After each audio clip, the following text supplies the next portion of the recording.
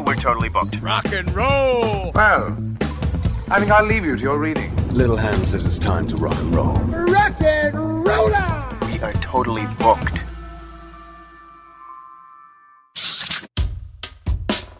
Welcome back to the Booked on Rock podcast. I'm Eric Senich. Subscribe and give the podcast a 5-star review wherever you listen. The website, bookedonrock.com. Duncan Harris is our guest to talk about his book, Motörhead, Every Album, Every Song. A perfect companion to the recorded output of a unique band. This book, part of Sonicbond Publishing's On-Track series, covers all of Motörhead's studio output, plus rarities and significant solo work from the late, great Lemmy. Beginning with a highly regarded trio of albums that ended the 1970s, this book continues through the lineup hardships and turmoil of the 1980s, to the occasionally awkward musical experiments of the early 1990s, closing with the band's triumphant, 2-decade-long career revival. Motörhead are arguably the greatest rock and roll band in history, but it took many years to win that accolade.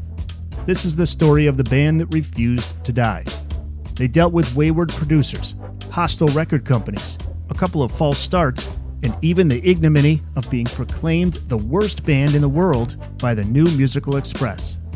Famed for its loudness, Motörhead has proved inspirational for a host of newer bands and created 2 subgenres of heavy music, speed and thrash metal. Not bad for a band who announced themselves with, "We are Motörhead, and we play rock and roll at live gigs." Duncan Harris started as a music journalist and interviewer in the 1980s, writing for fanzines and magazines. He contributed to the Rough Guides music series and until recently maintained a long series of reviews for the internet website The Dreaded Press. This book is the result of a labor of love for an iconic band. He's also the author of another on-track book, Hawkwind, Every Album, Every Song, covering the band Lemmy was once a member of. And Duncan will talk a little bit about that book as well during this episode. He joins us from his home in Wiltshire, UK.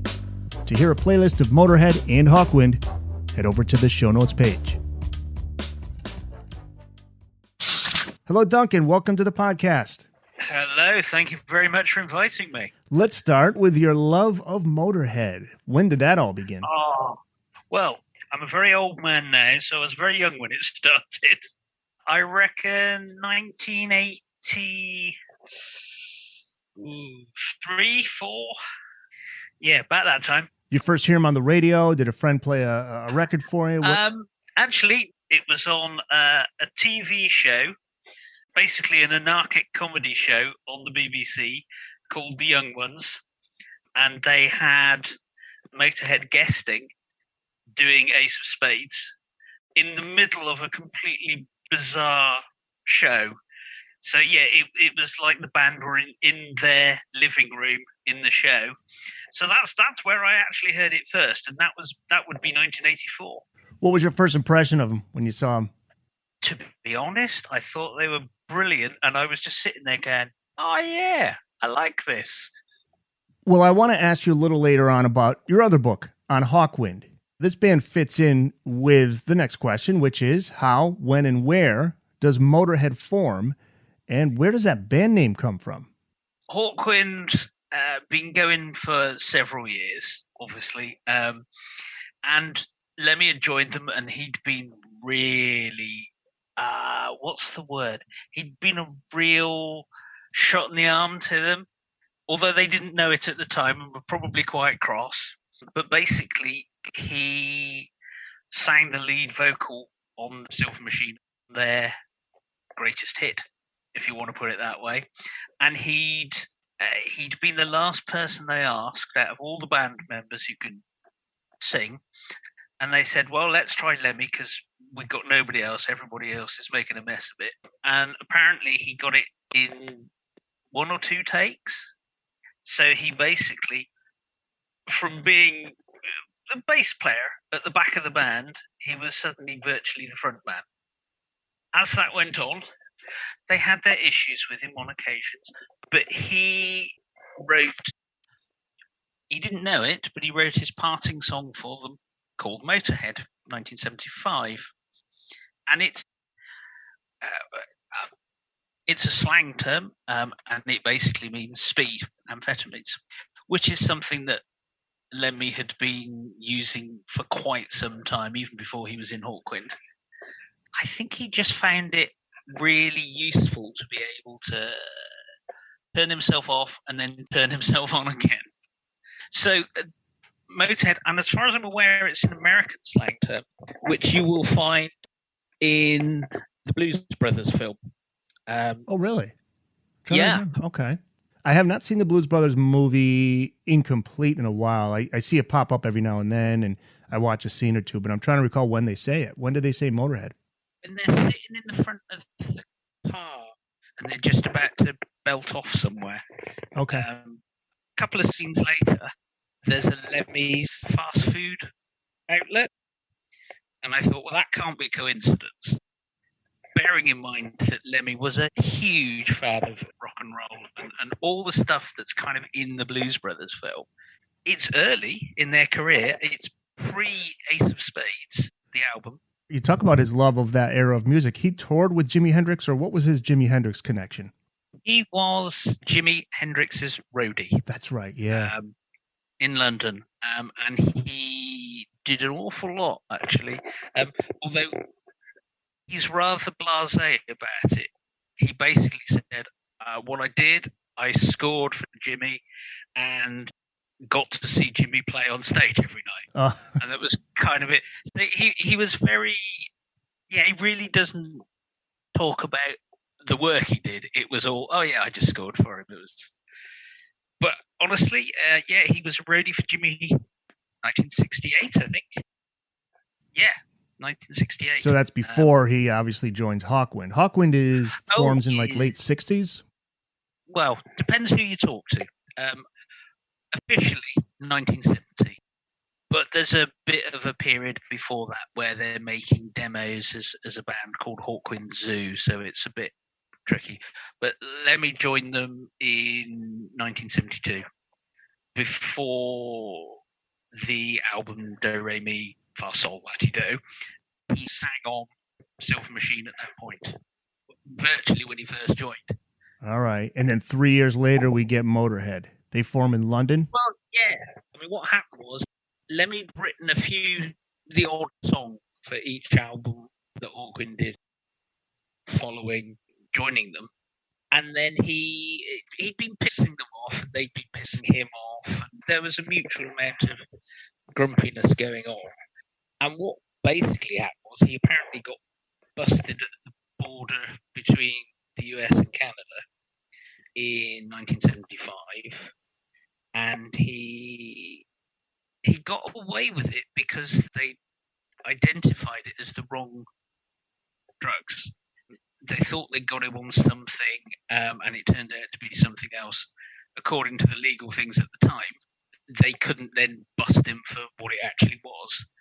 But at that point, Hawkwind were basically on tour, and they said, well, we need to put a bass player like now. So they flew out Paul Rudolph whilst they were still touring. I think they missed a couple of dates, and that was it. In the meantime, Lemmy's involved in being busted at the border and trying to work his way through that. And in essence, found himself sacked from the band. Although the poor bloke, Dave Brock, who's Hawkwind's kind of central figure, asked Lemmy to come back in again. But the rest of the band said absolutely not. And that was the end of it. Were there issues with him, drugs? Or was it creative differences? Oh, Lemmy will tell you, or I think he mentions it in his autobiography. He says it was drugs, and that he and Dick Mick were doing the wrong drugs for the band. They were all into dope and LSD, and he was into speed. And that's really what he thinks it was. The possibly more boring answer is that it was a band decision that he'd been late for so many things, and they screwed up so many things because of him. So they said that he was let go. But yeah, Lemmy was always of the opinion that it was because he did the wrong drugs. Okay. Because everybody else did. So then stuff. he meets up with Fast Eddie Clarke, Phil Taylor. Oh, there's a little bit of argy-bargy before that. Oh, go ahead. He comes home to Britain in 1975. He goes and he sleeps with every band member's wife that he possibly can. Lemmy. Which is, yeah, apparently that's his revenge. Oh, boy. Then, the way it's told now is that he was already planning Motörhead. Looking at a lot of stuff from around the time, he was basically just bumming around trying to work out what the hell he was going to do next. What he did do fairly quickly was he met Larry Wallace, who was a guitarist in the Pink Fairies, who are a sort of even more underground version of Hawkwind, and Lucas Fox, who was basically an unknown drummer that Lemmy bumped into. From his time with Hawkwind, he discovered that he had both management still in place and a record deal, which is pretty surprising. But he had a deal still ready if he wanted to do something. So initially he went, right, I'm going to call the band Bastards. And you think, confrontational, Lemmy, confrontational. He was fairly persuaded out of that by both his management and just lots of people around him saying, lovely idea, Lem. Honestly, brilliant idea, but you are going to find it difficult to sell this thing. You can't put up posters on the wall saying Bastards in massive capital letters. So he had a change of heart and just went, call him Motörhead. And that's really what happened. He went to Rockfield with Lucas and Larry, and they basically put down 10 tracks, I think, 11 maybe. And the poor man, he must have thought that his career was dead, because at that point, listening back to the mixes, they felt that Lucas Fox wasn't good enough for what they were doing. So Lemmy went looking round and found Filthy, who turned up and said, I'm a brilliant drummer. Lemmy went, oh, all right, which was absolutely correct, because the first thing he did was overdub. Basically, they took out all the drum parts from the album, and then Filthy re-recorded them all. It's like building a house, taking out all the walls, and then putting the walls back in while still keeping the roof up. Yeah, that is an interesting way of. I mean, they could have started from scratch, but they just. Oh, they could. Yeah, they literally could, and it was an extraordinary thing. I mean, all praise to Phil. It was just, how the hell did you do that? This is not an easy thing to do. Really not. Drummers do it slightly more often now. It's still immensely unusual. The other example that really comes to mind is Hawkwind's Levitation album with Ginger Baker. Ginger Baker came in to fix an album that was already recorded that had Simon King drumming on it. And they basically wiped out all Simon King stuff, and Ginger Baker did the same thing. You have to be an incredibly good drummer to be able to do that. This is not easy work. That's the album. That's the one I emailed you about. I was telling you how I was getting into Hawkwind stuff, and that's Levitation. Is that the? It is. Yeah. Basically, it's rare when a drummer does it afterwards, and in this case, when they already had a drum track and they bring another guy in to say, okay, because every drummer has a different feel and rhythm. But Phil pulled it off. Phil pulled it off, and there's one track on there that still has Lucas's original drums on it, because apparently Phil had been out on the town one night and had got arrested for being drunk and disorderly, so couldn't make the session to do that last. Very Motörhead, yeah. So that's Filthy for you all over, really. So we're talking. We're talking the first self-titled album. This becomes. This is the one. No, that they finished the album with Phil, Then thinking about taking it out on the road a bit more and thinking, I really fancy a twin guitar lineup. Because actually, before he'd even formed Motörhead, he'd wanted to do a twin guitar lineup. And he'd scoped out Luther Grosvenor, also known as Ariel Bender, who was the guitarist for Motörhead, and he was going to do it in conjunction with Larry Wallace, because they were going to be known as the Four Elves, and then they became the Four Hells, and then they thought, we'll be the Four Horsemen. This is how early it was, because Lemmy still hadn't decided on the name Motörhead. It could have been Lemmy, Larry, Lucas, and Luther, which would have been the Four Elves, but that all got blown away. But at the same time, when Luther went on to do a band called Widowmaker, basically Lemmy asked Hugh Lloyd Langton, who had been in Hawkwind previously, to be the fourth guitarist, but Luther Grosvenor took Hugh Lloyd Langton with him into Widowmaker. So the reason that they'd found themselves as a three-piece was because they couldn't get that fourth person. So when they recorded the album, and they thought, well, yeah, we could still do this four-man lineup. This will be good. They found Fast Eddie basically being a painter and decorator.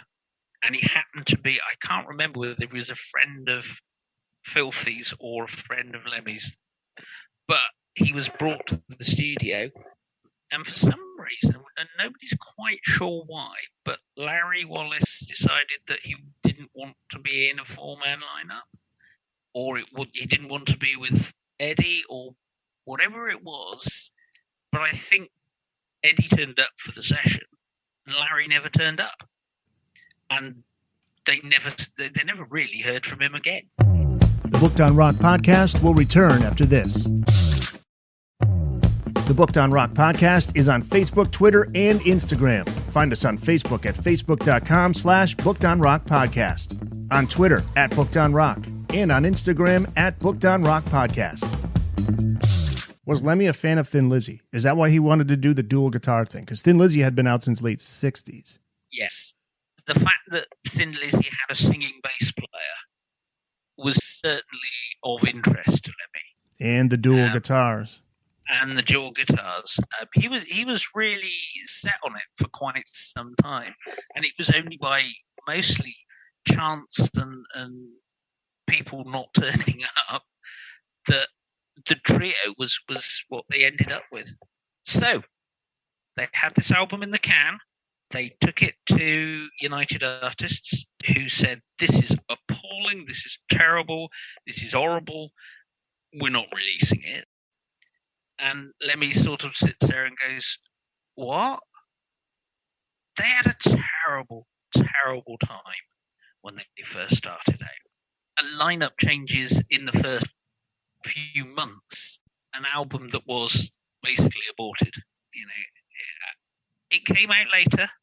You'll probably find it knocking about, called On Parole, and it's almost Motörhead, but it's not quite. But it's a lot lighter and a lot more melodic than you would really feel from Motörhead.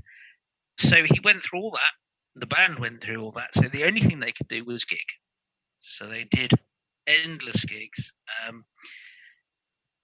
For quite some time, they managed, well, I was going to say they managed one single, but actually they didn't manage that one single because that was withdrawn as well. It's amazing they carried on. It's absolutely astonishing. You see, part of the problem was Lemmy was, I think he was 29 when he actually left Hawkwind. Oh, wow. So he was 30 older by the time. Yeah. So he was, he had been a committed musician for a long time. And I'm sure he actually thought, what the hell else can I do? I can do nothing. No, I couldn't see Lemmy in a cubicle working 9 to 5. No. Answering phone calls. How can I help you today? It doesn't bear thinking about, to be totally honest.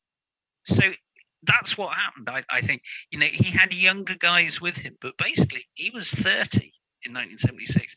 He was finding it hell. So what was he going to do? So he plows on. As I say, they get the chance of doing a single. They record the single for Stiff Records, who were a huge kind of punk-ish label, and that wasn't even released because United Artists. There's a bit of conjecture about this, but I think it's probably true to say that United Artists basically pulled the single, saying, well, he's still our artist, so you can't release the single. And then, the last dregs, I think they rolled on into 1977 and thought, well, what we want to do, at least let's make a recording of the band as they are, because it looks like we're getting nowhere. So 1977, they approach Ted Carroll of Chiswick, and he said, okay, we'll record a live album, because they're a small indie label. We'll do you a live album. And they wanted to do it at the Marquee, very prestigious venue, and it turned out that they charged an exorbitant amount of money to actually record there. And Motörhead management, even Ted, said, look, there's just no way we can do this. It's too expensive. It would have cost them more to pay the club than to actually record the album, press the album, get it out there. It was just, this is a ridiculous amount. It doesn't sound a lot now, but in those days it was a fortune. So Ted basically said, look, okay, well, we'll put that on the back burner, but we should commemorate the fact that you're a band we know and like. So he offered them a single deal. Just one single, so A-side, B-side, that's it. And I think they had 2 days. Yeah, I think it was 2 days they had to do it, which is, pretty fast.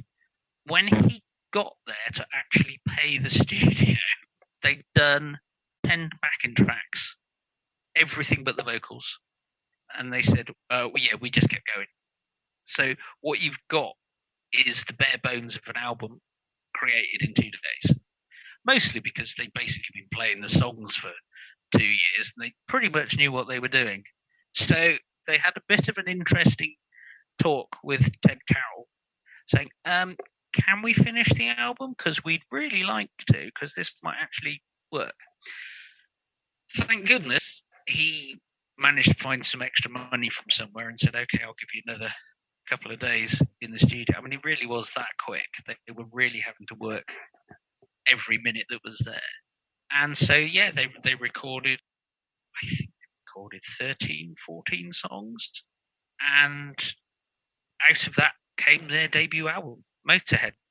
It was virtually exactly the same songs that they'd recorded previously for their non-existent first album. Mostly the same songs. So there's actually a couple of Larry Wallace songs on there, which is a surprise, but I kind of thought, looking back, I see that because it was such a difficult time for them, they never knew whether they were actually going to get anywhere, that they didn't bother writing new songs because they didn't know whether they were ever going to be able to use them. And it's produced at Escape Studios in Kent.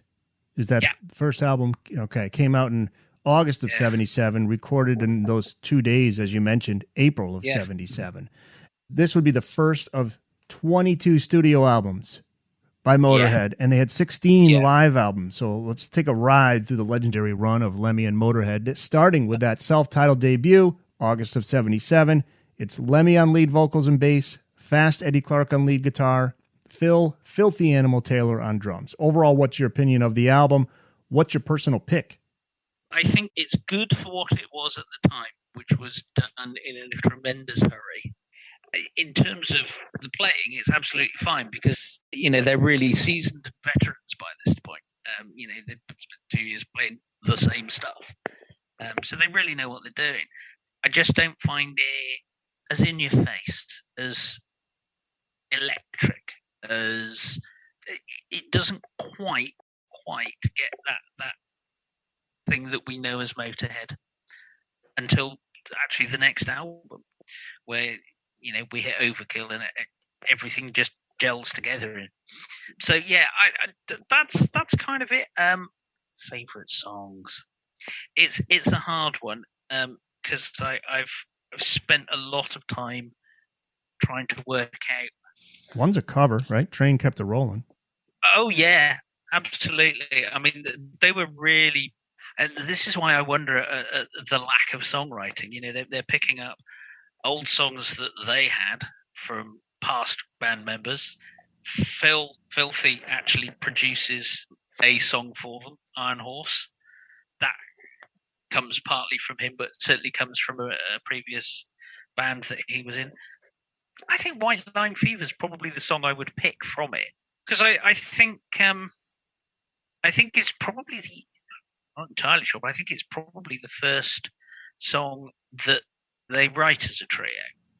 So I think, and oddly enough, I think that's why I like it so much, because it actually has the rudiments of what's to come in it.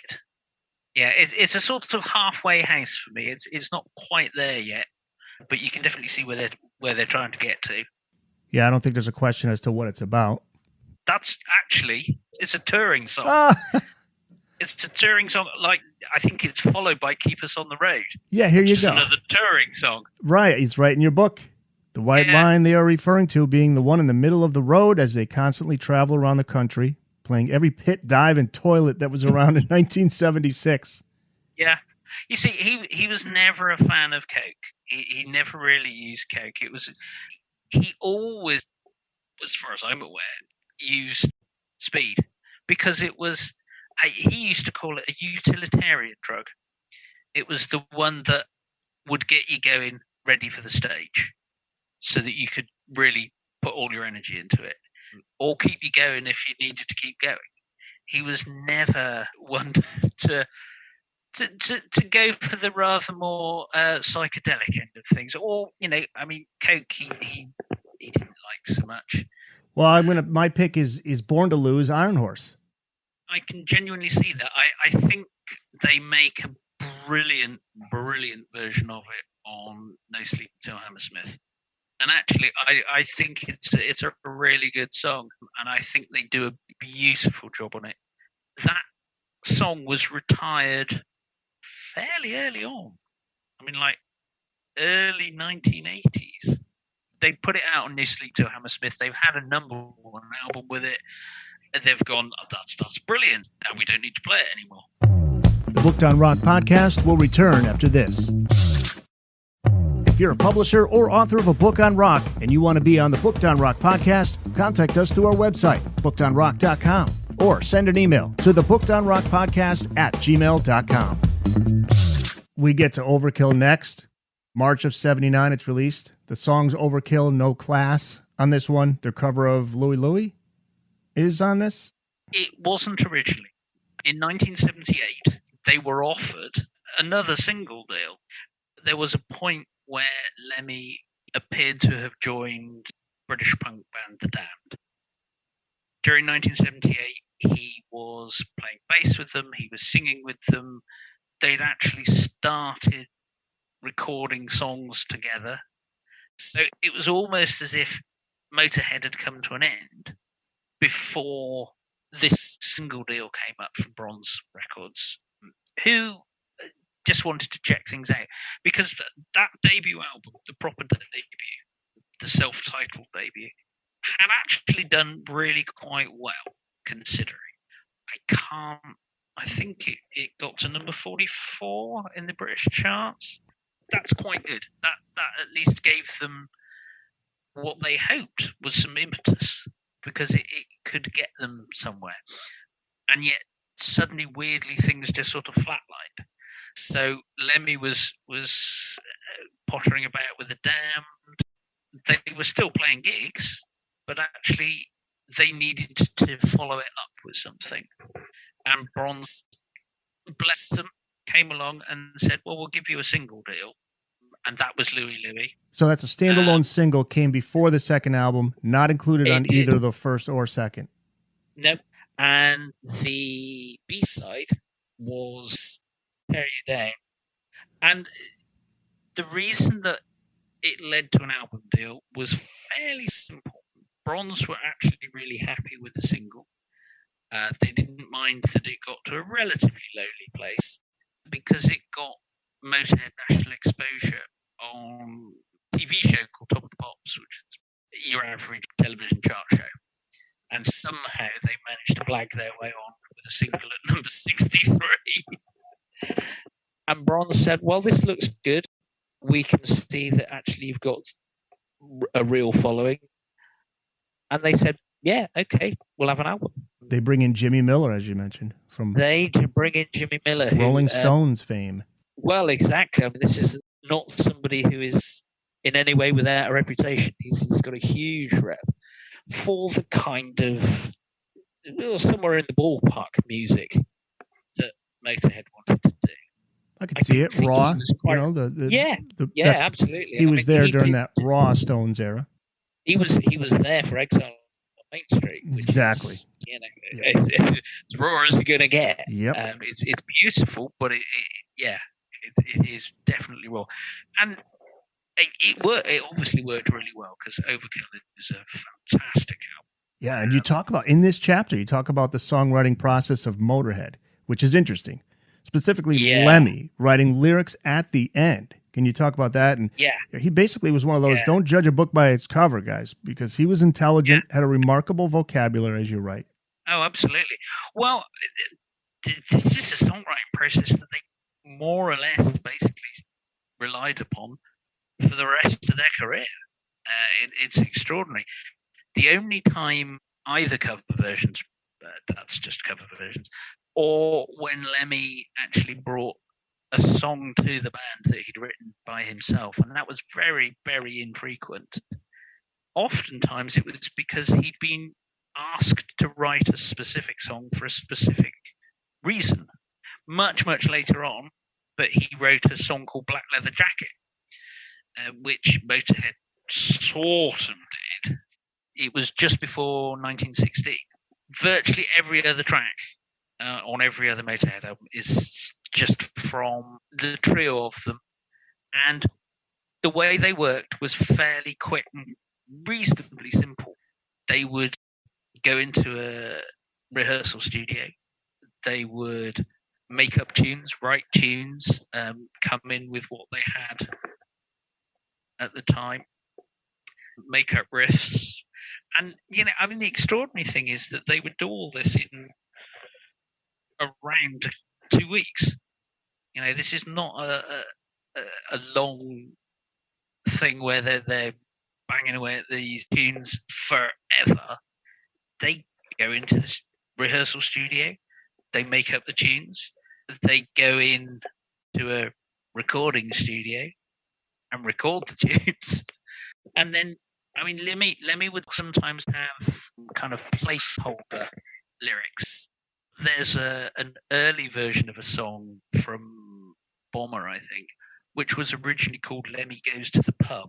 And it's vaguely nonsensical lyrics that he's got ready for it. But a lot of the time, he would literally turn up to the studio, having played the whole way through. They'd got a complete backing track, and then he would work out the vocal melodies, what the words were going to be. It's interesting because that's fallen down a few times. One example I remember quite well is the album Snake Bite Me Love, which is a lot later on. He was basically ill for the 2 weeks that the guys were in the rehearsal studio writing the songs.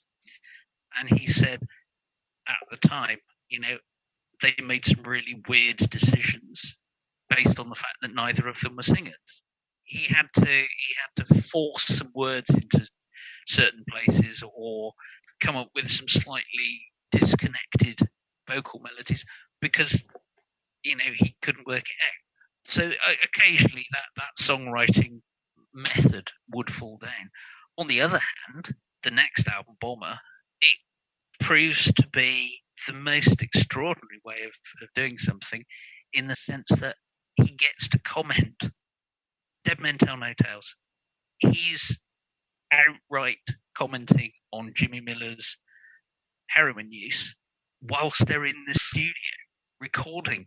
Fearless. Which is an extraordinary way to do things. But yeah, absolutely.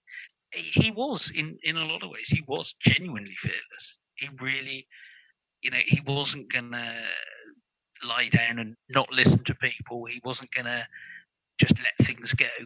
But it's a really interesting way of songwriting. I know almost nobody else who does it that way, except for Deep Purple, Ian Gillan, and Roger Glover.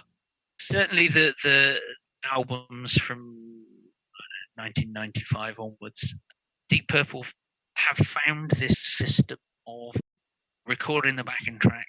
Ian Gillan's there in the room, and he's possibly making notes and things, but he actually records his vocals right at the very end, and they write the words at the very end.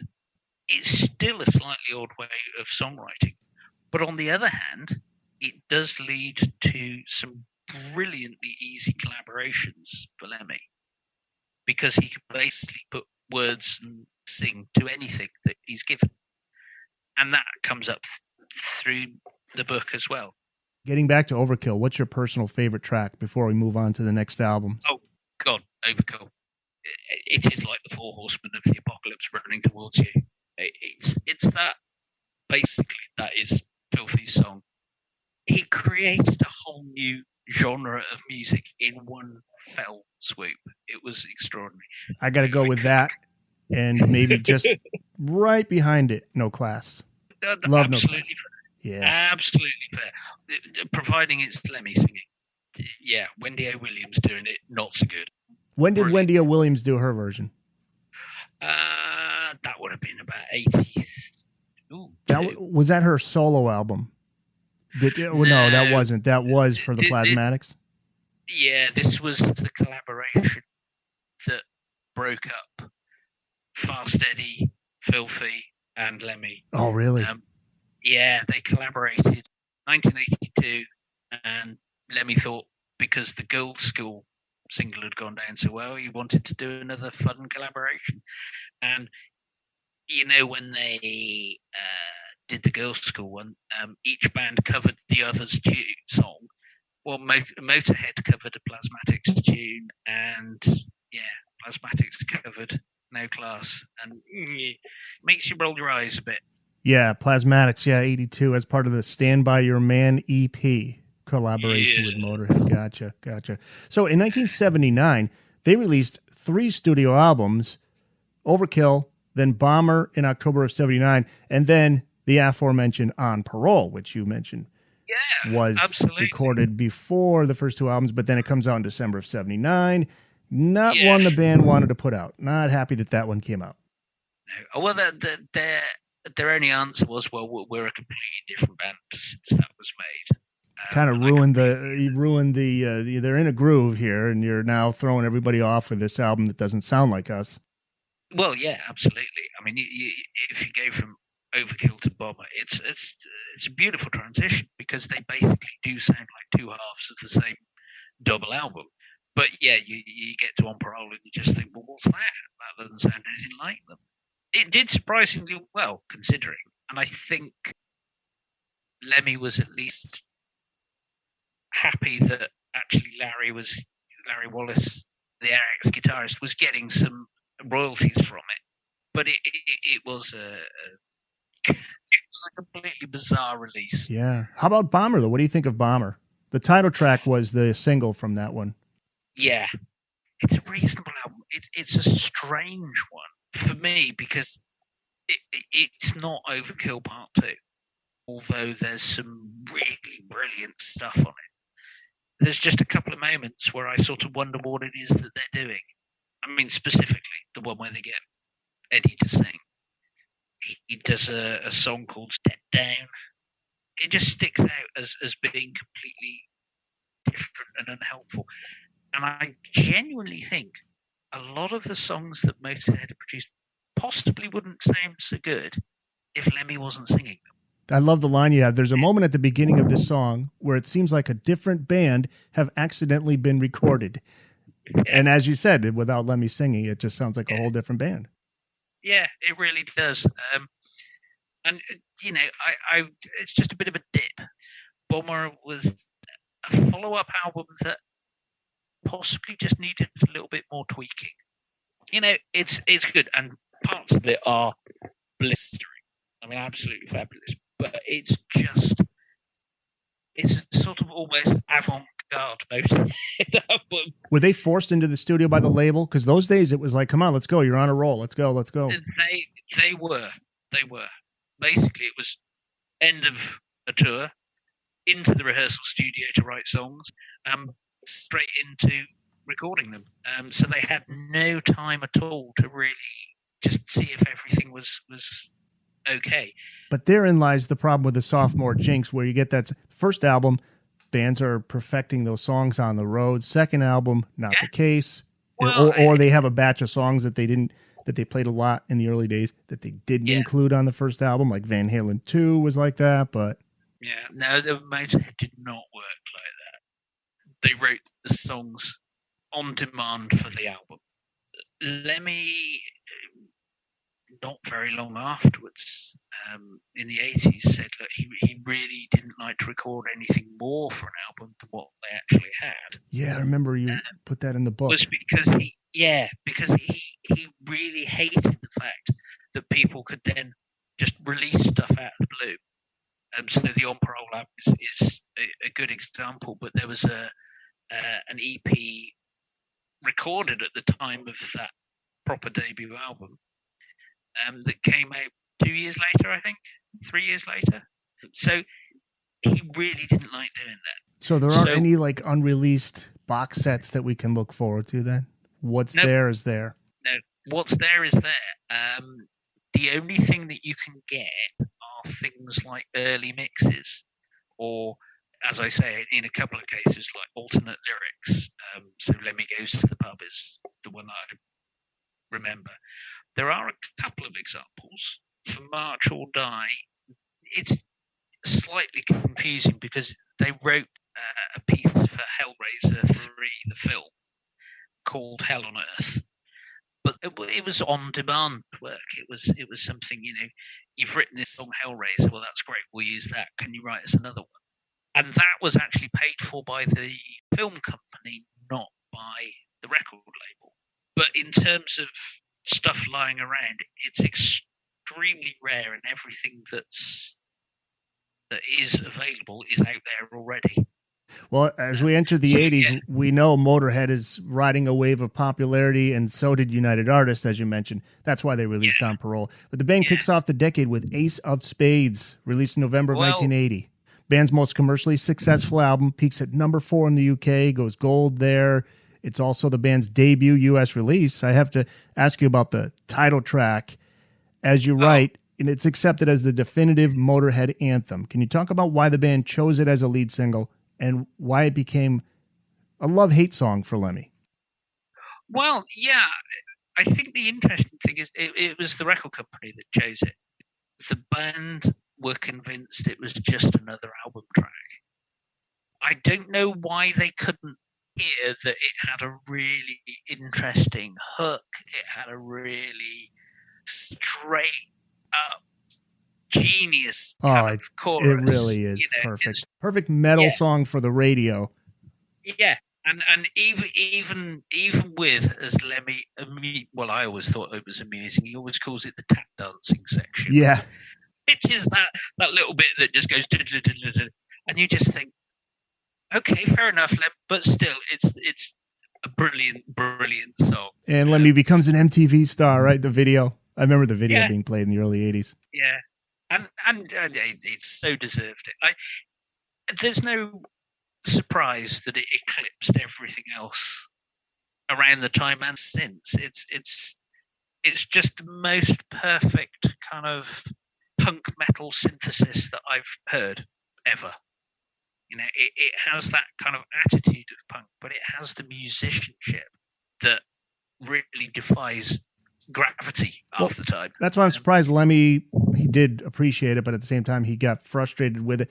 I'm surprised by that because it's still Motörhead. It's not like they're selling like Mr. Big Mr. Big Extreme with more than words, or even Mr. Big with To Be With You. It's them, but it's not. It doesn't incorporate all of them. But with this Ace of Spades, it's Motörhead. Make no mistake. It totally is. It totally is. The reason I think was that he just got sick of it. It was interesting when it was first in the live set. It was put in between halfway and 2/3 to the way through. You know, this was not encore material. This is not something that you play as your last song. This is not the one that says, you've seen Motörhead, you can go home happy now. And yet, very quickly afterwards, that is where it ended up in the set. I think ultimately he got bored playing it. I really think that. In the 90s, he really wanted to be doing new stuff. He wanted to be seen to be doing new stuff. Creative people don't like doing the same thing over and over again. No, and this is true of a lot of genuinely creative people. You kind of sit there and they're saying, no, but I'm actually looking towards new stuff.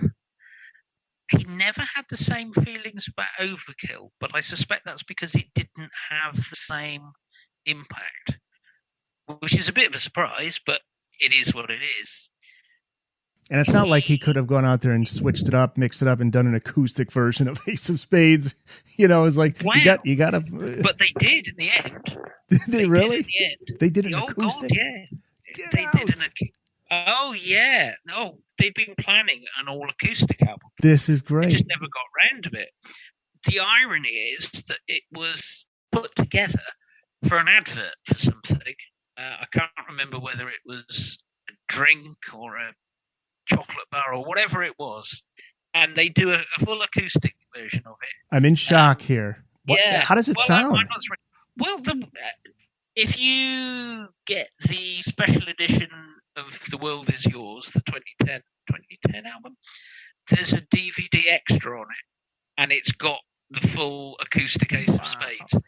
And oddly enough, it doesn't sound that bad. How about that? I quite enjoyed it. Well, I put up a Spotify playlist for each episode, and maybe it's there on Spotify. I doubt it if it's just a DVD only.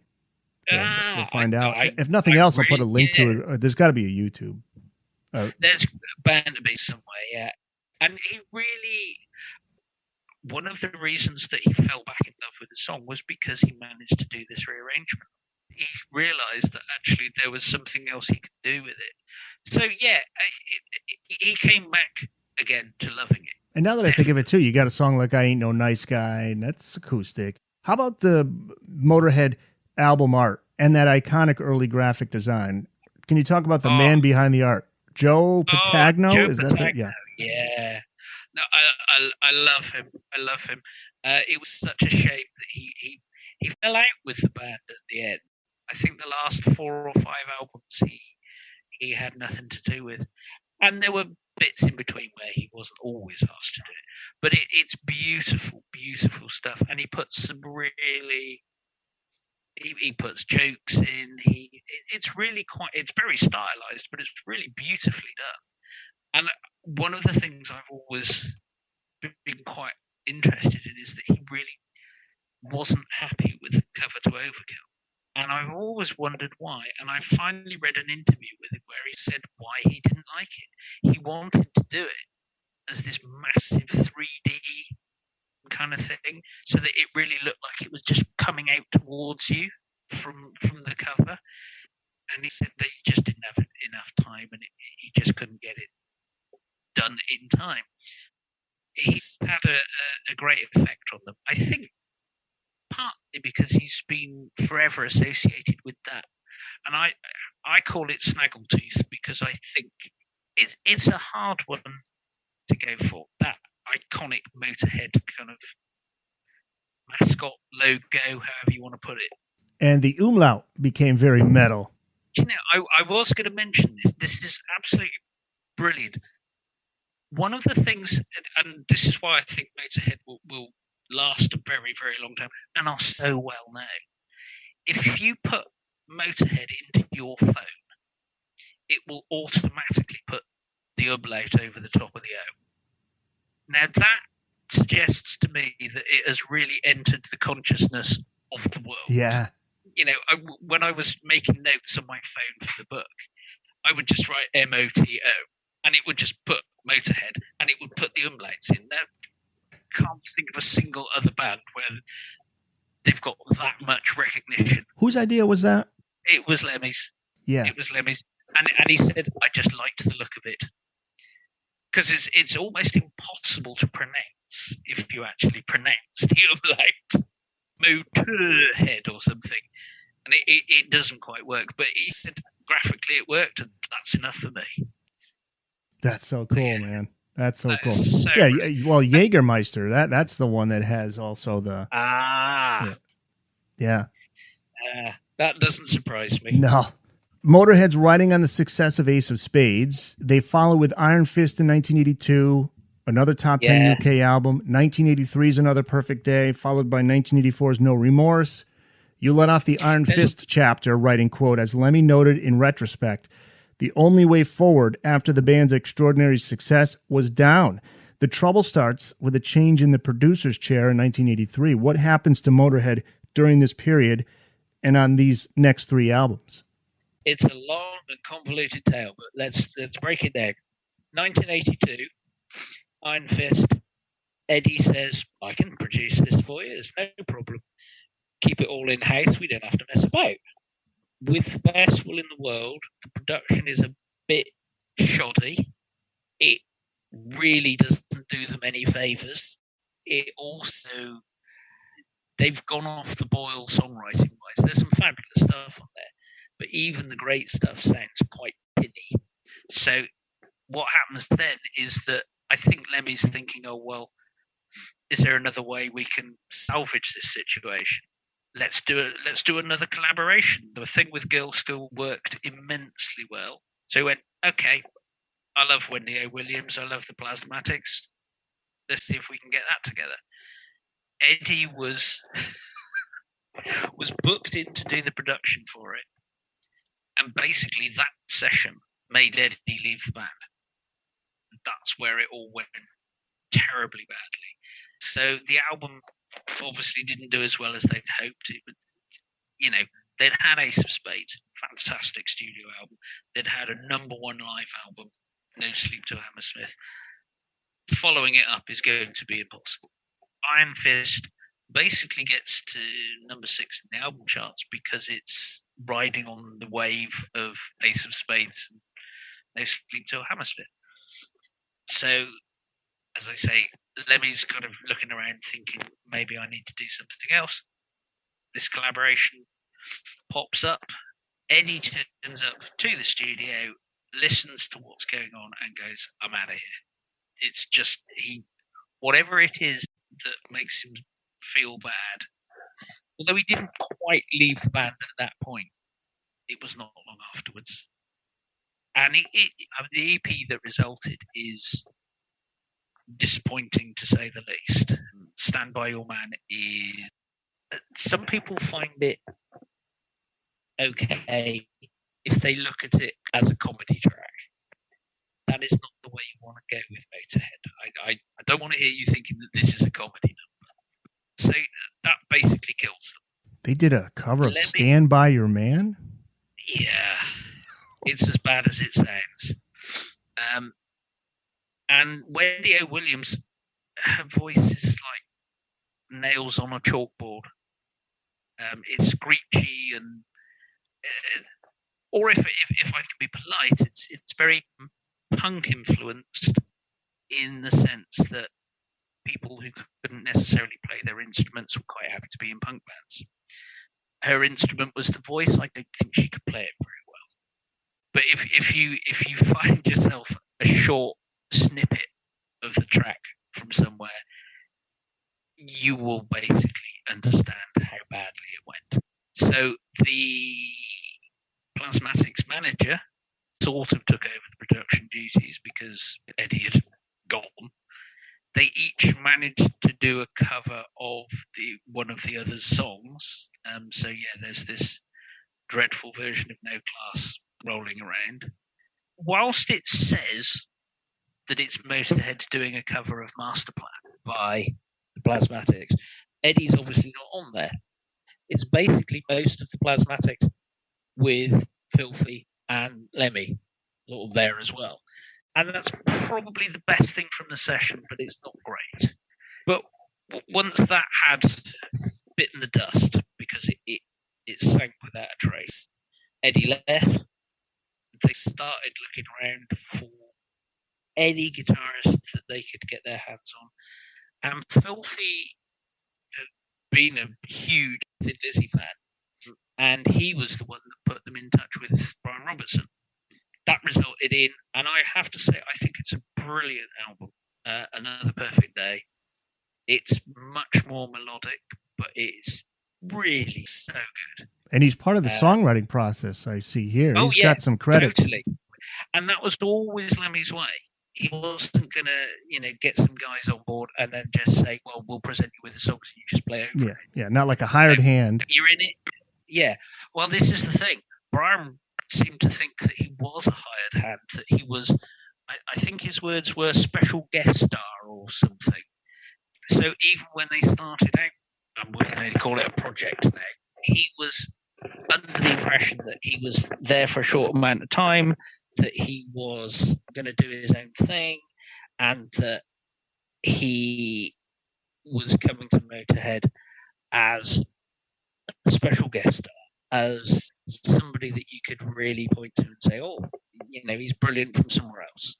Turns out he was there for a short period. Well, he really was. One album, and again, I say a great album. It was always amusing to me because Lemmy, in the end, said, look, I think the album's brilliant, and Brian brought a huge amount to it, but I couldn't stand Brian. And that was ultimately what the end of it was, because it was poorly received at the time, critically. But I think over the years, a lot of people have gone back to it and gone, actually, this is brilliant. So Brian left, and then, astonishingly, Lemmy and Filthy are looking around.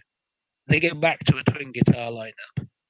And it's really difficult to isolate timings now, because just at the moment that he'd got two pretty excellent guitarists on board, Phil Campbell, Wurzel, Filthy decided to go as well. So he joined Brian Robertson in a band that they named Operator, which died a death really before it even started. And so for a brief moment, he had a 4-piece band that he'd always wanted, and then gone again.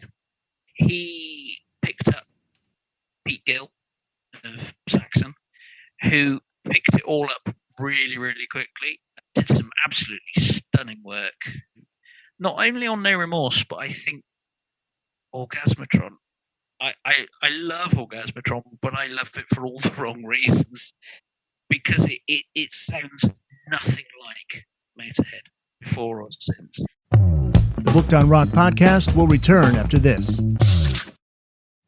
Don't miss an episode of the Booked on Rock podcast. Subscribe wherever you listen to your podcasts, or just go to the Booked on Rock website, bookedonrock.com, to find a full listing of podcast platforms where you can subscribe and follow. That's bookedonrock.com. You know what's interesting here in the States? Now, while this is all happening, you get all these lineup changes. They're becoming pretty big here in the States, because as a kid here, I remember having MTV in 1983 and 84. They were playing Ace of Spades a lot. So meanwhile, that group that you see in the video, there's only one guy that's left, and all that stuff's going on. Nobody knows. Disappeared. Yeah, in such a short period of time, really. But they do, like you say, 1986 Orgasmatron, and they finish out the 80s with that one, and 1987's Rock and Roll. Rock and Roll, you say, is not so good, but Orgasmatron, unjustly ignored, as you write. I would say so. I mean, there's a couple of things. Orgasmatron, they held on to the songs, and they'd actually played some of them live, and they'd really worked hard at them, because they were an entirely new band. There's these two new guitarists. No Remorse was a compilation. It had a few new songs on it, but that was really at Lemmy's insistence that he just wanted to show that he was still actually a going concern rather than just a nostalgia act. But they get to Orgasmatron. They hand the production to Bill Laswell, who is, by any stretch of the imagination, an eccentric but pretty decent, slightly mad, certainly in production terms. He'd done the Public Image Limited album called Album, which is like a hard rock album that just makes you feel brilliant. It's utterly wonderful. And he'd done that just before Orgasmatron. And Orgasmatron has some amazingly fast stuff on it and some really brilliant songs on it. But what really lifts it up just that tiny bit is that Bill Laswell took it away, put some production on it, probably for the first time, really, where he makes the drums sound like a machine's making the noise. Oh, I was going to say, this is the hair band era now. We're in 86. So is he trying to just kind of beef up the sound, making it more stadium rock? No. This is almost like a precursor to industrial rock. Okay, so different than they're not trying to sound like Motley Crue or Def Leppard. No. This sort of ends up sounding several years too early, like White Zombie. Oh, really? Okay, because I haven't given this album enough of a listen. I'll go back and give it a listen. The thing about it is, and I'm quite willing for people to have a difference of opinion, because to my mind, it's really beautifully crafted, but it has a sound that is like no other Motörhead album. And I can completely understand why people have shied away from it because of that. It's really hard to put it into any context within Motörhead. It's got some of Lemmy's favourite songs on it. Absolutely favourite songs. But sound-wise, it is completely different to everything else. But it sounds immensely up-to-date now, which most of the other stuff doesn't. It's less of its time than anything else, rather oddly. And then you get to Rock and Roll, which I think has got a few good songs on it, but even Lemmy admitted it was basically entirely botched up by the producer. Lemmy claimed that Orgasmatron had been botched up by the producer. That's not strictly true. The producer on Orgasmatron did something that Lemmy actually didn't like particularly, but it's beautifully produced. Rock and Roll, unfortunately, it sounds like a series of demos that they just put straight out. Because there's some great words. There's some hiding underneath some of the fairly mundane stuff. There's some good music and good songs, but it's just, it is exactly like somebody had gone, oh, well, these are the demos we made last week. And the record company went, yeah, well, we'll have them. Meanwhile, are they still obviously in the studio and on the charts, not doing so hot, but how are they as a live act? They still pulling in good numbers? Everything as a touring act, I'm assuming, is still... To be honest, they've always, apart from at the very beginning, they've always been extremely good draw live because they've always been brilliant live. I will add a caveat to that, which is probably from about 2010 onwards, when Lemmy was really starting to get quite ill. I think it's fair to say that the live shows couldn't concentrate so much on him because he just wasn't able to do some of the stuff. Yeah, and he was the die with his boots on type of guy. He was going to die on stage, and he literally almost did. I was going to say it was practically exactly that. Yeah, use the cane. I think he'd been off for like a week or 2 weeks or something, and then just died. You know, he'd been talking about. He'd been sending emails to Mickey D saying, well, what do you think about this as a set list for our next tour? You know, he was already putting in new songs. He was already thinking about moving on, but he was really unwell at that point. I want to ask you about his look, because I'm just skimming through the photos that are in your book here, and he had that iconic look. The hat, the big old sideburns. Any story behind that? Like, where was he inspired to have that, dressed in black, the whole thing? had the Do you know, look. I have absolutely no idea.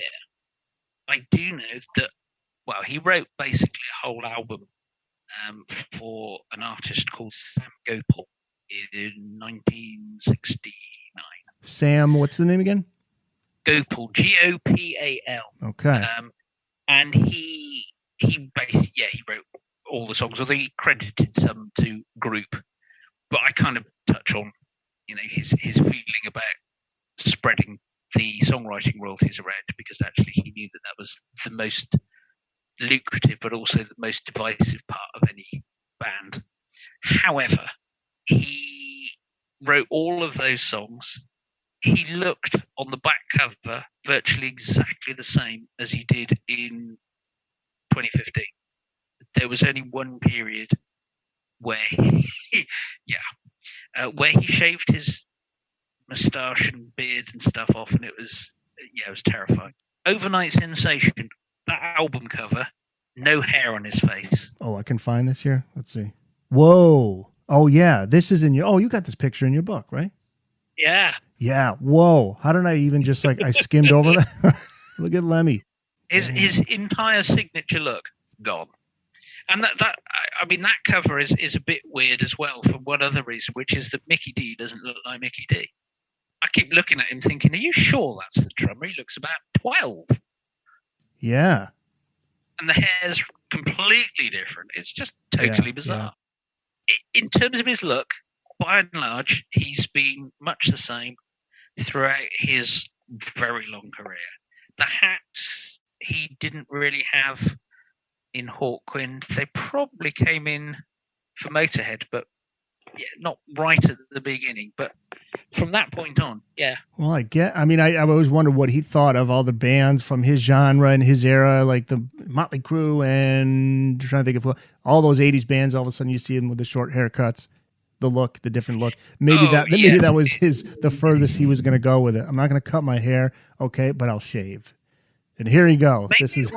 Maybe it was. It is very strange. The look on his face is almost like, you happy now? He doesn't look happy. He really doesn't look Can I happy. grow my beard and mustache? Can I grow my sideburns? And I don't know. It looks like maybe he's got his sideburns in there, but he shaved off the mustache. Yeah. The weird thing was he kept it for a couple of years like that. And I thought, you're mad. What were you thinking? Where's our Lemmy? Yeah, exactly. But bring him back. That's what he did. Yeah, he brought it back. Yeah. Duncan Harris is our guest. He's the author of Motörhead, Every Album, Every Song, and Hawkwind, Every Album, Every Song, which we'll get to in a bit. Let's get to Motörhead in the 90s now. Lemmy moves from the UK to Los Angeles in 1990, which we were going to talk about that. He's got a favorite hangout, the Rainbow Bar and Grill. That was his spot. And many of the bands from the late 80s Sunset Strip scene pretty much, they're worshiping the ground that Lemmy walks on, and we see a critical and commercial renaissance for Motörhead with the album 1916, and there's a Grammy nod, sold-out tours, and major labels now backing them up. What is it about that 1916 album, released in February of 91, that led to its success, in your opinion? I'm going to go with probably three things. I think they actually felt at home. Certainly Lemmy felt at home. I think they'd written some brilliant stuff, and I think Lemmy was at the point where he's just thinking, well, why don't I experiment? Because there's absolutely no point. Rock and roll had, in the parlance of record companies, tanked, and he just went, well, I've got nothing to lose now. He was really, his back was against the wall on this one, because it had been 4 years since they'd had an album. That's a long time in these things. So I think an attitude that just basically said, whatever, I'm just going to do it anyway. I think they came up with some absolutely corking songs. And I think a little bit, possibly more than a little bit, was down to the fact that very briefly they had an extraordinary manager who'd been managing Page and Plum, who'd been managing some absolutely enormous bands, Phil Carson. And he loved the band, he loved Lemmy, and he said, look, I'll do what I can for you. Because he was the one who was instrumental in finding Lemmy his apartment in Los Angeles. Apparently, Lemmy said to him, "Yeah, it's got to be within 2 blocks of the rainbow. That's it. Those are my conditions." He But loved it there.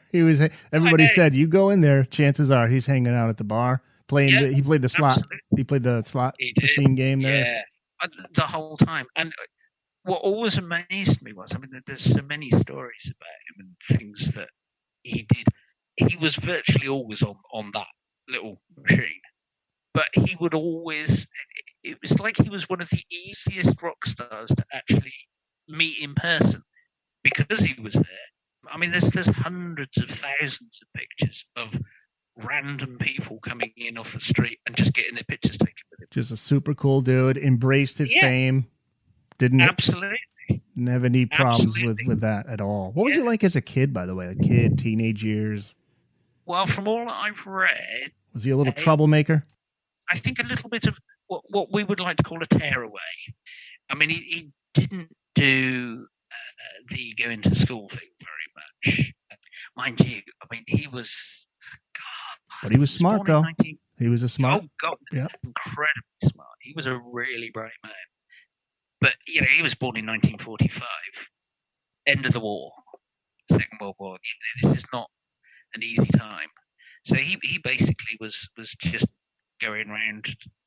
When he was really young, he was just a little boy like all other little boys. But, you know, when he was getting to his teenage years, he was, I'm out of here. I'm sure I can find something better.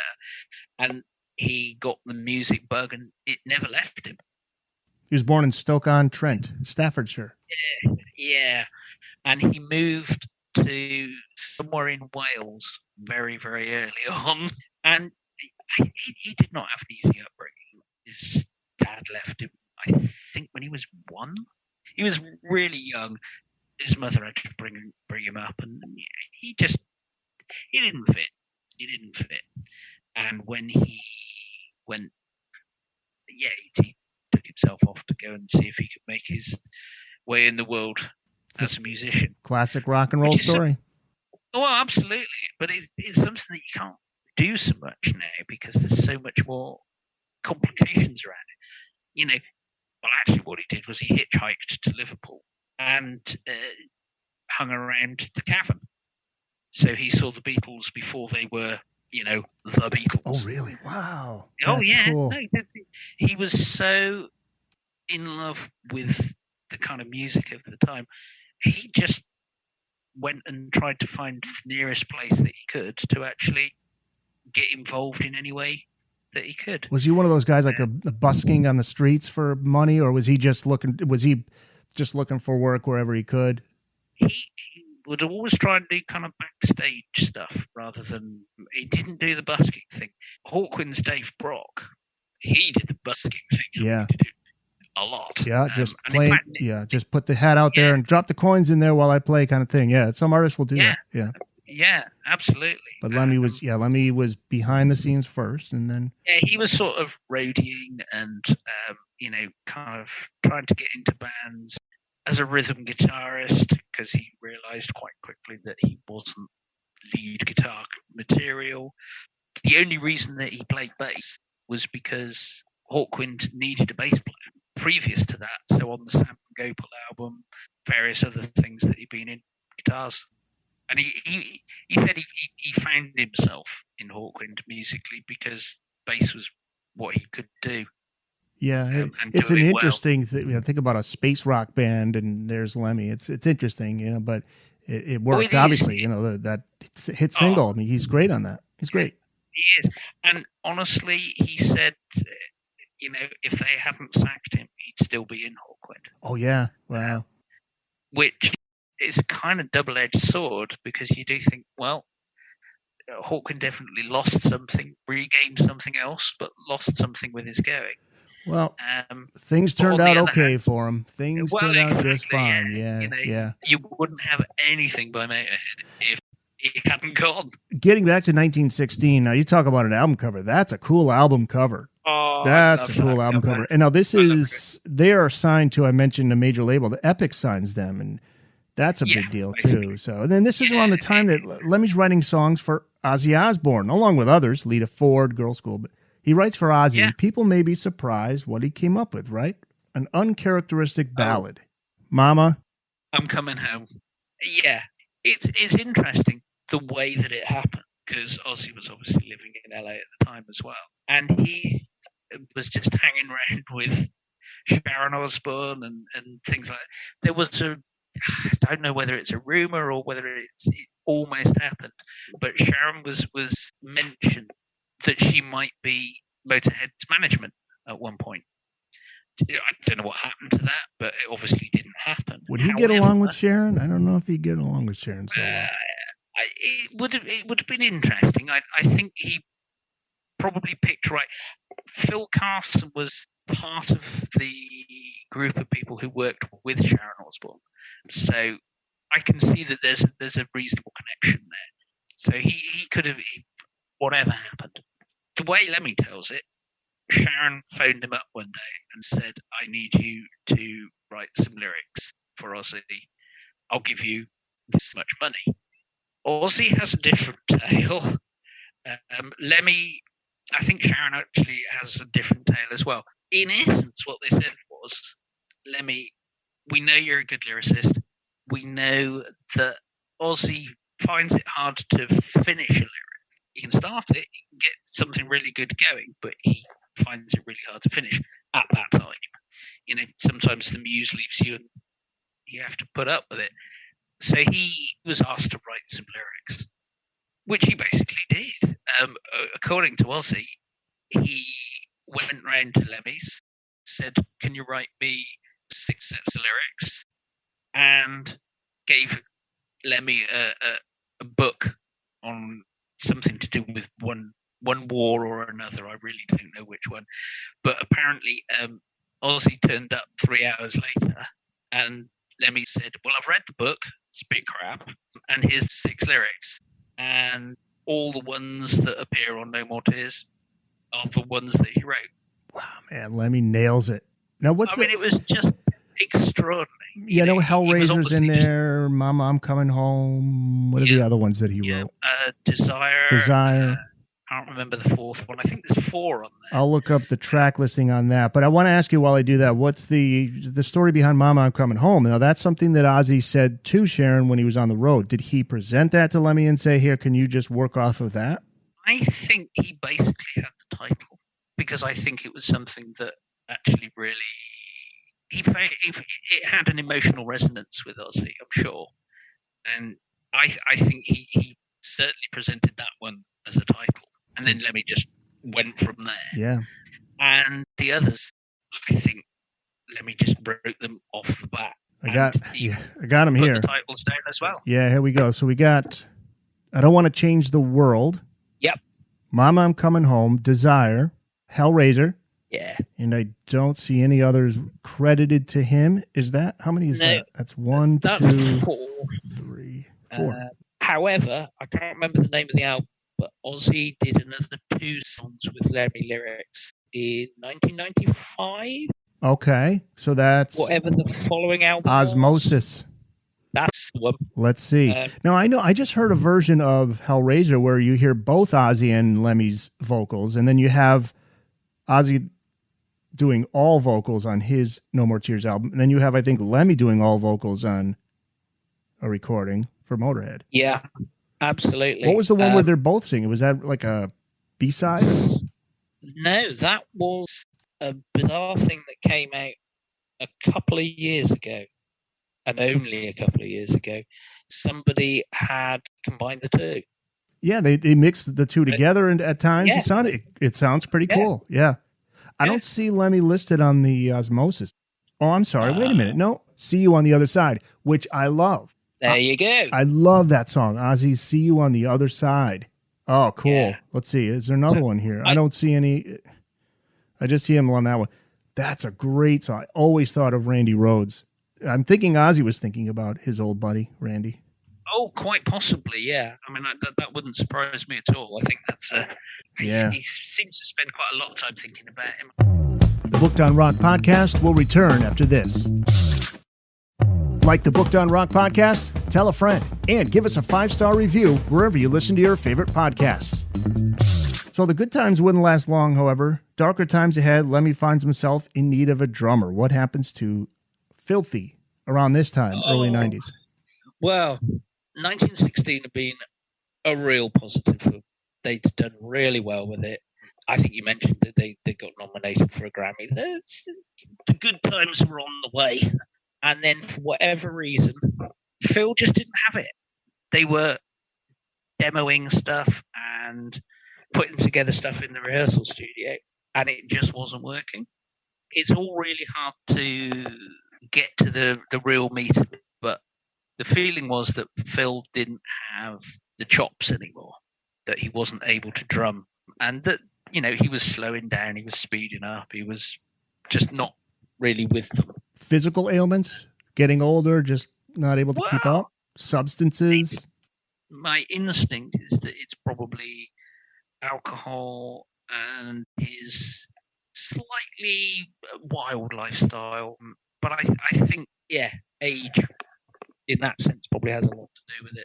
So they bring in, he's on, March or Die has Tommy Aldridge, so they bring in Tommy from Whitesnake, and although Filthy is on a few tracks on March or Die, right? He's on one. He's on one song. Is it Nice Guy or is it Hellraiser? Well, let's see. He is, Phil Taylor drums on I Ain't No Nice Guy. Now, I want to ask you about that one, because I like that song. You're not a big fan of it, but I love it. I'm happy that you are. I don't know whether it's just that I don't feel comfortable with Lemmy doing slow stuff, but that doesn't make total sense, because he's done some really great slow stuff later. I don't know what it is. It just doesn't grab me at all. Yeah, happens. Lemmy liked it, though, right? You say he was extremely happy with the song. He loved it. He loved it. He was really proud of it. And Ozzy sings on it with him. Yeah, absolutely. And he was really grateful for that as well. What about the rest of the 90s albums from Motörhead? We have 93's Bastards, 95 Sacrifice, Overnight Sensation, 96, followed by 98 Snakebite Love. So they're really cranking out albums. Your overall thoughts on those albums? Any songs that stand out? Well, March or Die ironically died a death. Despite all the great guest musicians, all the rest of it, they lost their label. Bastards is an absolutely brilliant album. They completely threw out any of the experimentation, any of the slightly disappointing things that had come up previously, and they just went, right, we are just going to do a Motörhead album as it's supposed to be done. Because they've been trying to follow a somewhat more commercial path with 1916, and particularly with March or Die, which was odd, but they did. And they just got this new drummer in Mickey D, and they realized that he was sensational. He is able to work so well with them, and he's a magnificent drummer. He was with them right till the end. Yeah, absolutely. I mean, it's at this point that we'll almost get back. Well, in the 90s, we go back to the trio. It's a different lineup, but it is a trio, and they went on like that for, I don't know, 19 years, something like that. Lemmy, Phil Campbell on guitars, Mickey D on drums. Yeah, it's a long stint. I mean, it's longer than most bands last anyway. The 2000s, like Lemmy was like a living legend, just superhero status. All the artists love him, and so do wrestlers, right? Motörhead. Yeah, they make some changes in the 2000s, starting with We Are Motörhead.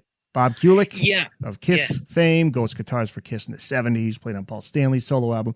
And he joins Bruce Boilet, Dwayne Barron to produce. I'm not sure. Yeah. Okay. Yeah. But anyway, that's their first album, 2000. But then as the 2000s move forward, they're gaining some momentum. And then WWE, which at the time was still, I think, WWF. And there's a song called The Game from 2002, later included as a bonus track to their O2 album, Hammered. It's the entrance song for wrestler Triple H, and Bob Kulick on guitars on this, by the way. And this wasn't written by Lemmy, though. This is interesting. Who wrote The Game, and how does it wind up being Triple H's theme song? Triple H was a huge Motörhead fan. So much so that he actually has emulated Lemmy's facial hair. He really, really loved Motörhead, and he when asked about entrance music, there's a guy, Jim Johnston. I didn't even know this was a gig that you could get, but he's basically the in-house writer of songs for WWE. He's literally done albums and albums and albums worth of theme tunes or entrance music for loads of different guys and ladies. Triple H basically said, well, I want Motörhead to do mine. And that's literally how it happened.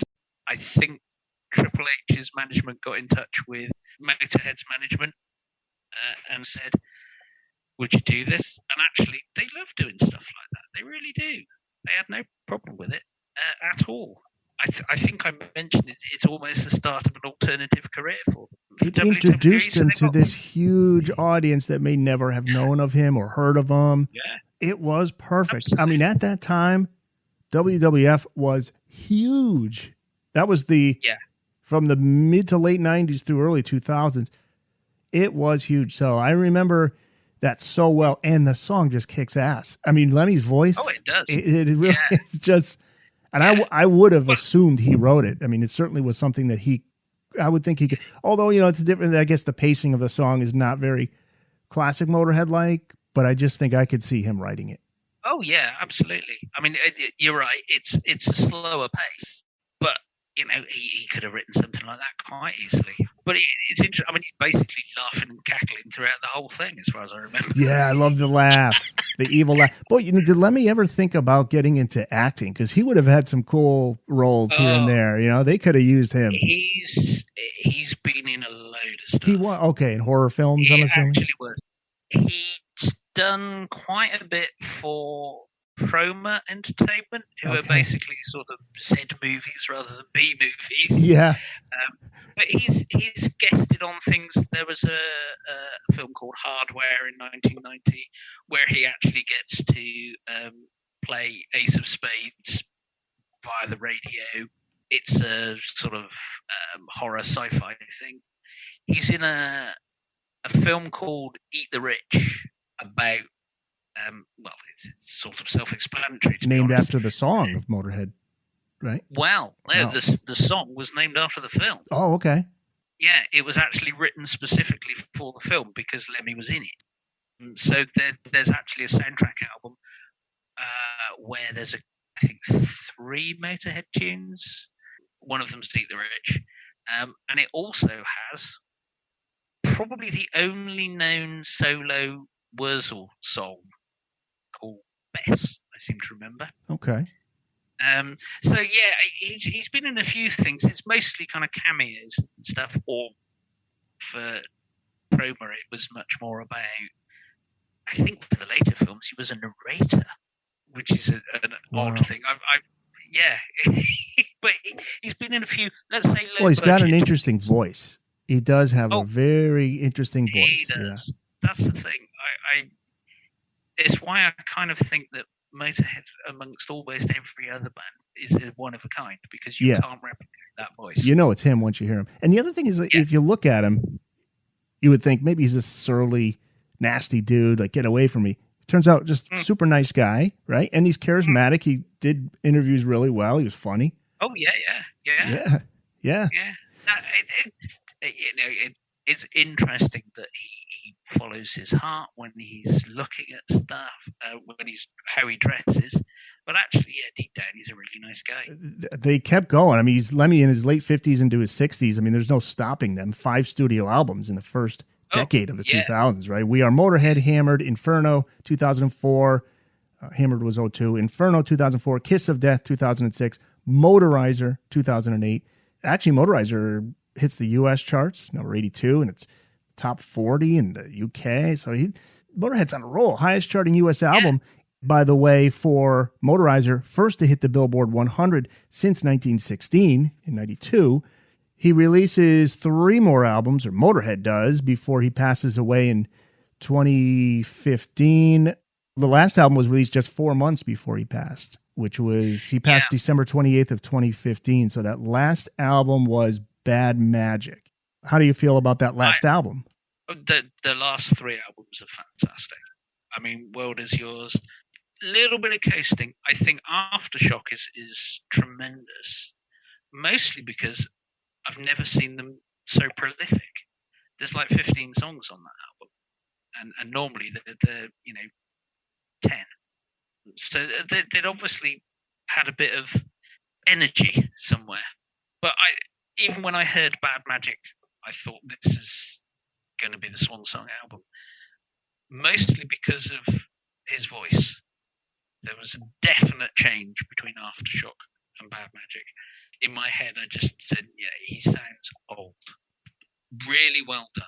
I everything on Bad Magic is superb. I have nothing bad to say about it at all, in the sense that it's just so obvious that it's nearing the end, because you can tell it from that cracked voice, those little bits where he's just not got the power, but it sounds timeless as well. And I thought this before I even knew he was ill.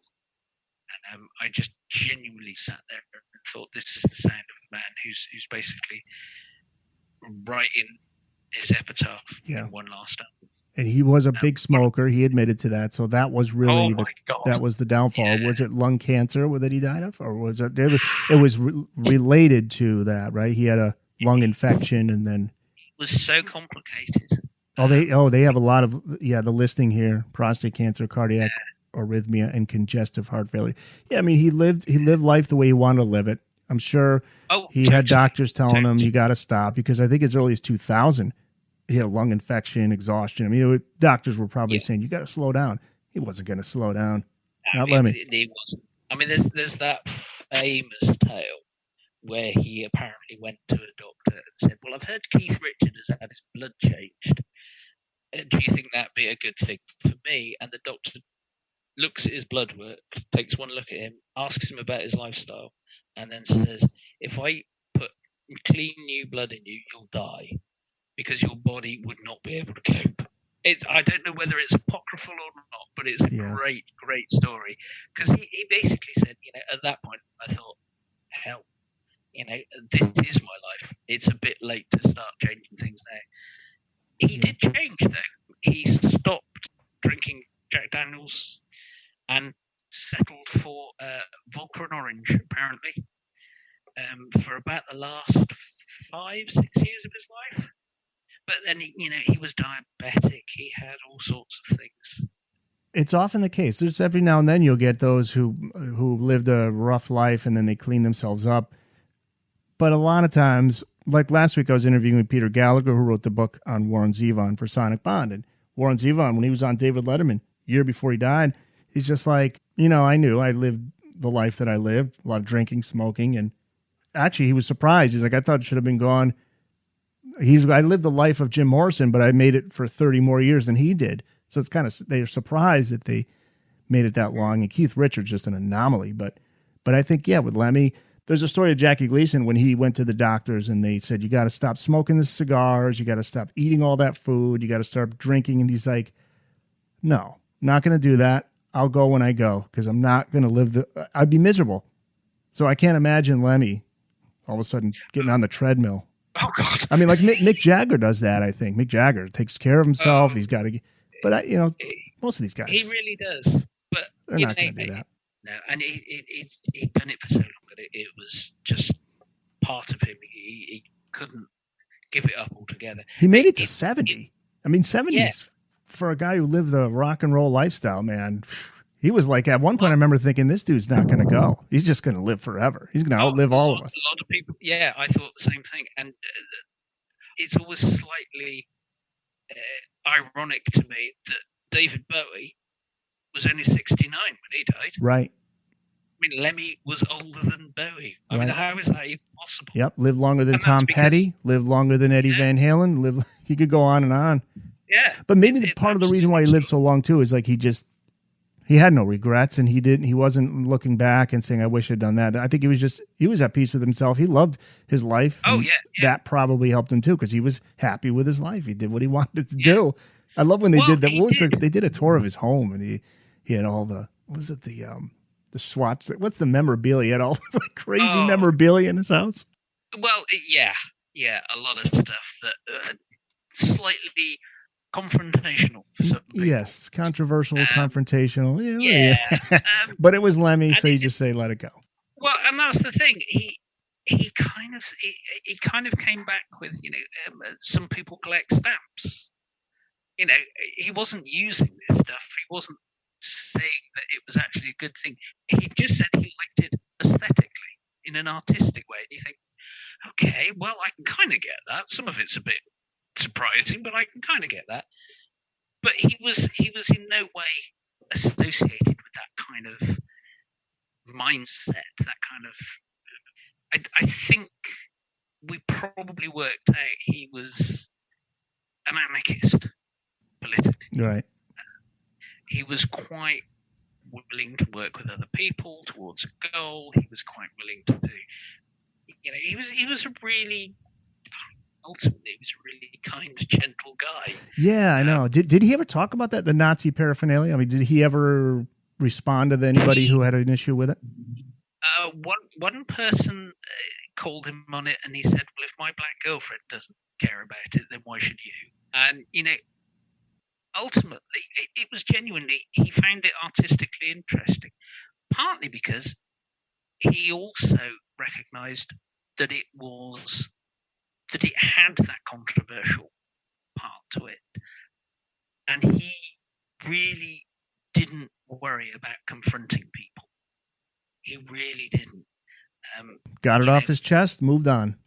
Yeah, and he really didn't mind if people thought he was something that he wasn't. But yeah, I mean, he didn't espouse any of the values that were in this kind of endless paraphernalia. But then he collected a lot of things that weren't Nazi paraphernalia. He was an authority on war and battles, and he picked up stuff from virtually everything. He had an awful lot of stuff from World War One, Iron Crosses. I mean, there's one, I think, welded to his base. So, he was a collector in the same way that a lot of men are collectors of sometimes very peculiar stuff. Now, I do know that Lemmy gave Keith Emerson of ELP a Hitler Youth knife, which apparently Keith Emerson used to use on stage to jam into his keyboards to keep certain notes down while he was going to do other stuff. Really? Oh, yeah, and that was in the late 60s. Author Duncan Harris talking about his new book, Motörhead, Every Album, Every Song. Where were you when you heard the news of Lemmy's passing? And what was your initial reaction? I was at home, and I just heard it on the radio, actually, and I was gutted, actually. I'd been really, really delighted with the kind of stuff that they'd done in the 2010s, and I was just thinking, this could really, in the back of my mind, I was thinking, Bad Magic sounded like a final album, whether they knew it or not. But yeah, I was genuinely actually upset, honestly. Sure. There are an awful lot of people who've been dying before their time, I would say. It's a part of your youth that dies. Yeah. That's a part of you that dies. At the moment, so much of it. The last 10 years, the attrition rate has been terrifying. Now, what makes a really good companion book to the Motörhead book is Hawkwind, Every Album, Every Song. That's out now, too. Who's Hawkwind? Just a brief background here, because as I said earlier, they're called a space rock band. They're formed out of England as well, right? Yep. And what can people expect from your book, too? That's the other thing. What can we expect to read from your book? Well, you can expect to read about some really fantastic music and some great live albums. And I'm not afraid to go into some of the rather more experimental works that they tried and sometimes failed at miserably. But yeah, I think honestly they're probably the first and certainly to my mind, really the only space rock band whose entire career has been based in exactly the same area. Musically, it's gone off in all directions. But when Lemmy was with them, they were, space rock band, which I think I would term as a sort of psychedelic rock band who were heavier and stretch things out, sometimes to inordinate lengths. And certainly in their early years, it was about repetition of sometimes a single riff, minor variations going through it. But yeah, they've written concept albums about, lots of concept albums around space. They've got and had a long working relationship with science fiction author Michael Moorcock, who they did a concept album around one of his characters.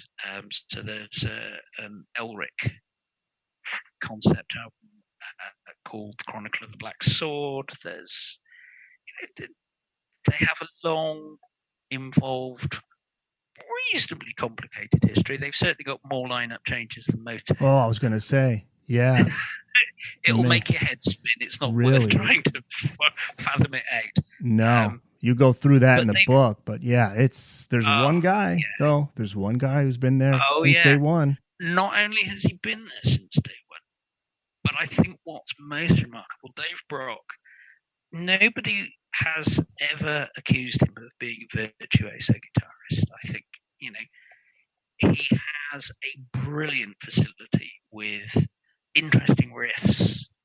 They're sort of rhythm guitar riffs, but they are beautifully done, and there's no one like him. It's totally unique. And a jack of all trades, plays many instruments. He now plays everything, with the exception of flute and sax, I think, but a lot of electronics. But he's come back to actually doing a lot more guitar-based stuff again.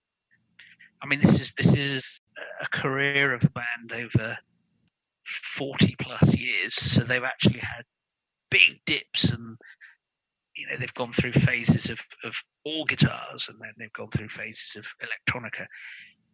I think the most remarkable thing about Dave, one of the many remarkable things, is that he's still producing quality new albums. They are still a band. Yeah, Hawkwind is still every going. single year for the last 6 years, 7 years, and he's constantly trying to move things on.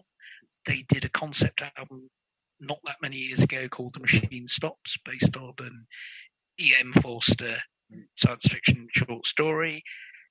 There's still a lot going on there. 34 studio albums.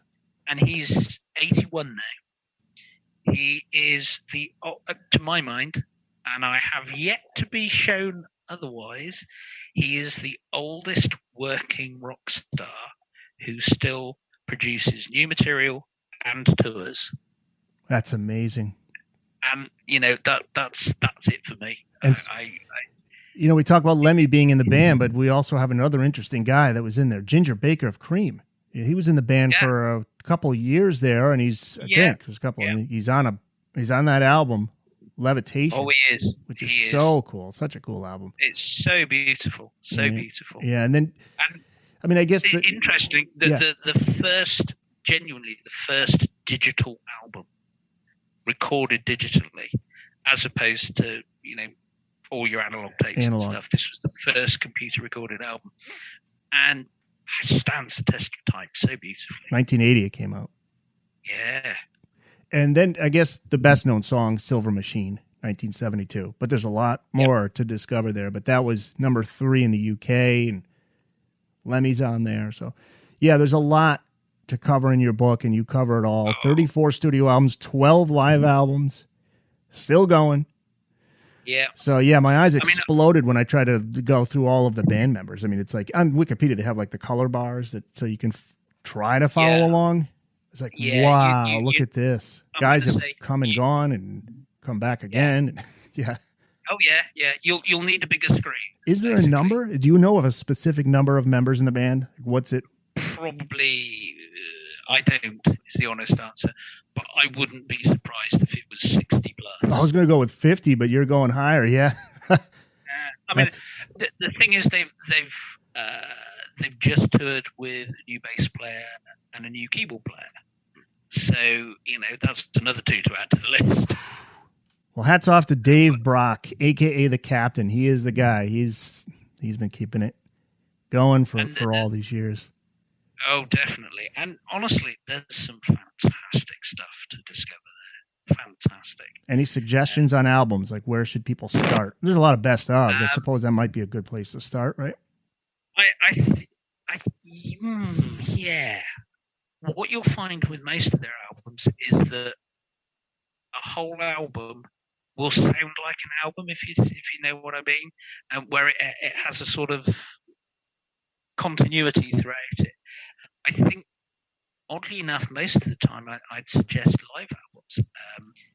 Space Ritual, absolutely essential. Basically a sort of, God knows, a punk rock space opera, something of that akin to. I mean, they've got spoken word poetry on there, and you'd think, what is that all about? And when you listen to it, you think it's completely integral to the whole thing. Live 79, Levitation, definitely. An album called Live Chronicles. And then I think probably I'd go with much, much later, The Machine Stops, which was, I think, 2016. Yeah.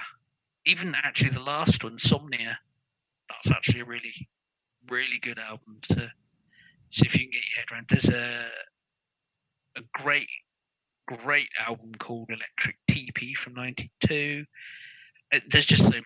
It's so hard to tell. Well, yeah, you got 12 live albums. You got 17 compilation albums, 34 studio albums, 22 singles, 8 EPs. You got plenty to choose from there, and you can read all about them in your book. So you got 2 of them. Oh, yeah. You got 2 of them. Absolutely. Yep. Motörhead, every album, every song. Hawkwind, every album, every song. Out now through Sonicbond Publishing.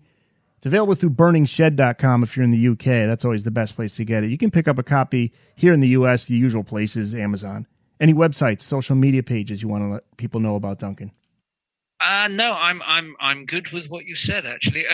Only to just add to the excitement, hopefully, to say that I'm actually currently writing a book called Life Beyond Hawkwind, which is all the solo and spin-off bands that have come from those immense amount of people who've been. That will take up your time. That will take up quite a bit of time. I'm pushing ahead with that, but that is taking a little while. When do you think that'll be out? Hoping to get it out for 2023? It'll be next year. I couldn't be any more specific than that, but it would definitely be next year. And then after that, I'm working on a book about the British band The Cult. Very cool. Yeah. Can't wait to have you on to talk about that one. Thanks for being on the podcast, Duncan. Thank you so much. I was able to find that acoustic version of Ace of Spades Duncan mentioned in this interview. I found it on YouTube, and it is fantastic. A slow bluesy version done acoustically with harmonica on it. You'll find a link to it on the show notes page. Check it out. And as always, thanks for listening. I'm Eric Senich. Join me again next time for another brand new episode of Booked on Rock.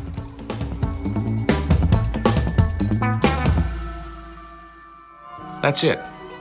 It's in the books.